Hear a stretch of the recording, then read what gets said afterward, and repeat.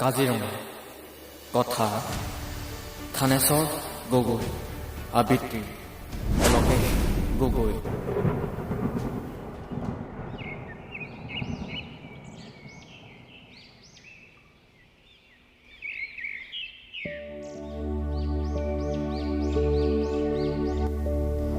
কাজিৰঙা এখন অভয়াৰণ্য।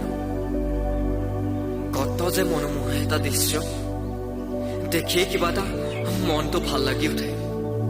আমাৰ অসমৰ কথা ক'লে গছ গছনি লতা জীৱ জগতৰ, কিন্তু আমি জ্ঞানে মানুহৰ জাতিটোৱে অজ্ঞানী হৈ নিষেধ কৰিছো কিয়?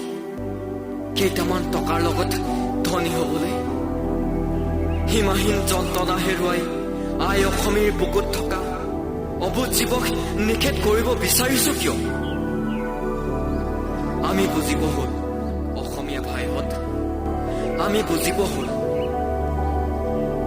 জ্ঞান ঘূৰাই আনা, নহলে আই অসমীৰ বুকুত থকা ৰাষ্ট্ৰীয় উদ্যান কাজিৰঙা বুলি কবাহি কাম। আহিব জানো বিদেশীৰ আলহী? কব পাৰিবা জানো অসমৰ প্ৰতীক এহেঙীয়া গড়ৰ কথা? বুজিব হ'ল আই অসমৰ অসমীয়া এতিয়া পলম হলেও বহুত বাকী, বহুত বাকী, বহুত বাকী।